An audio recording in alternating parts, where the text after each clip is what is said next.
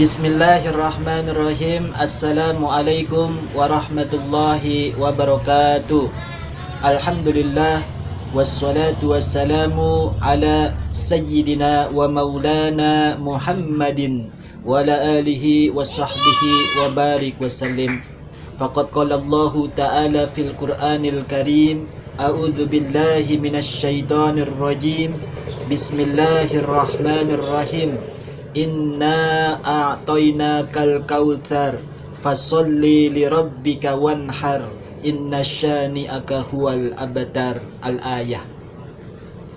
Hadirin para jamaah sekalian dan para pemirsa Madinah Channel dimanapun berada, pada saat datangnya musim korban, patutlah kita mengetahui jenis-jenis daripada hayawan korban yang disyariatkan di dalam agama. Adapun banyak terdapat di dalam suatu keterangan yang mana wa inna ma yajuzul udhiyah, dan adapun hayawan yang diperbolehkan untuk dikorbankan min arba'ati asnaf minal hayawan. Itu ada 4 jenis daripada hayawan yang diperbolehkan untuk dikorbankan. Yang pertama diantaranya wal ibil, yaitu onta, hayawan yang berupa onta. Yang kedua wal bakor, adalah sapi, hayawan yang berupa sapi. Yang ketiga wal gonam, kambing, hayawan yang berupa kambing. Dan yang keempat ma'zin, adalah hayawan sejenis domba atau biri-biri. Jadi keempat hayawan yang diperbolehkan untuk melakukan korban: onta, sapi, kambing, domba atau biri-biri. Dan untuk siapa keempat hayawan korban tersebut? Adapun onta dan sapi itu cukup untuk 1 orang manusia berkorban, sampai dengan 7 orang. Jadi kalau onta dan sapi 1 orang dianggap cukup, sampai 7 orang pun dianggap cukup. Adapun kerbau disamakan dengan sapi. Jadi kerbau, sapi, dan onta dengan 7 orang. Yang mana antara sapi, onta, dan kerbau harus dikorbankan dengan orang-orang yang beriman. Dikatakan di dalam suatu keterangan, apabila secara kolektif 7 orang tersebut salah satunya ada yang orang kafir, ada yang beragama lain di dalam Islam, maka ke-7 orang tersebut ini tidak sah di dalam korbannya, tidak sah di dalam menyerahkan hayawan korbannya, kalau salah satunya terdapat daripada orang yang kafir. Maka syarat yang pertama adalah al-Islam, beragama daripada Islam, ke-7 orang semuanya tersebut ini. Adapun kambing dan domba itu hanya diperlakukan oleh 1 orang saja yang mengeluarkan korban.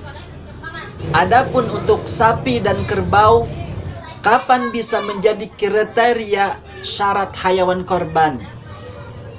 Dikatakan di dalam beberapa keterangan, untuk sapi dan kerbau berusia 2 tahun jalan ke 3 tahun. Jadi 2 tahun, 2 tahun setengah, dan ke 3 tahun boleh untuk dikorbankan hayawan tersebut. Adapun untuk kambing yang sudah berusia 1 tahun dan domba atau biri-biri cukup bisa dikorbankan dengan usia 6 bulan. Adapun di dalam kriteria memilih daripada hayawan korban, maka pilihlah hayawan korban yang besar, yang gemuk, yang sehat, dan tiada cacat satu apapun. Maka lihatlah hayawan korban tersebut, keseluruhan fisik tubuhnya. Karena kalau terdapat kecacatan pada hayawan tersebut, maka mengurangi daripada keabsahan, mengurangi daripada kesempurnaan hayawan tersebut. Pertama yang harus kita lakukan di antara kepala hayawan korban, apakah tanduknya lengkap dua-duanya? Apakah kupingnya sobek? Apakah giginya ompong atau retak? Apakah matanya picak?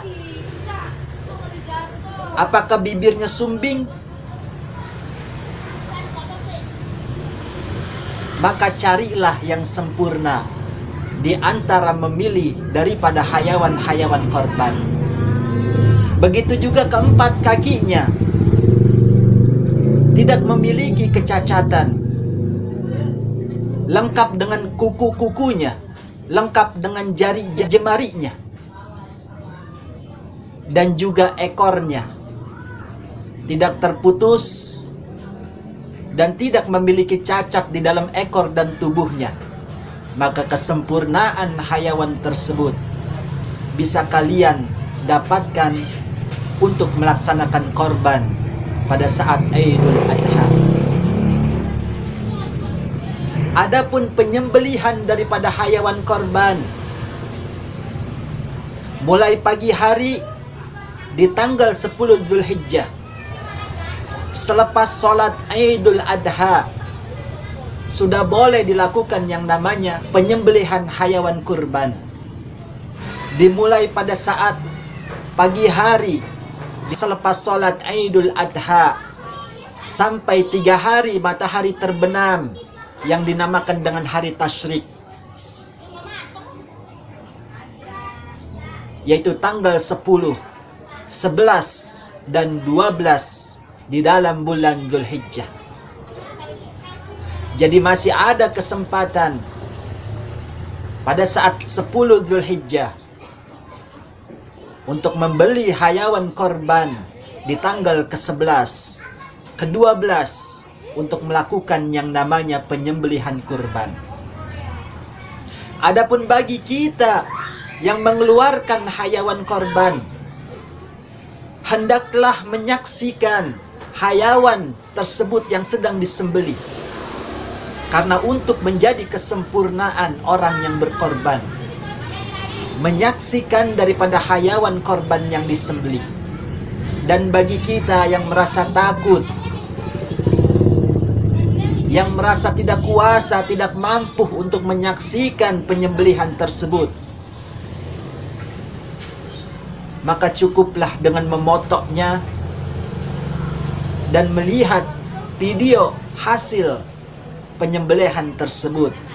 Sekiranya menjadi saksi buat kita, hayawan yang kita berikan telah disembelih dan telah dikorbankan di jalan Allah Subhanahu wa ta'ala. Mungkin inilah kriteria hayawan korban dan tata cara pemilihan hayawan korban serta waktu-waktunya.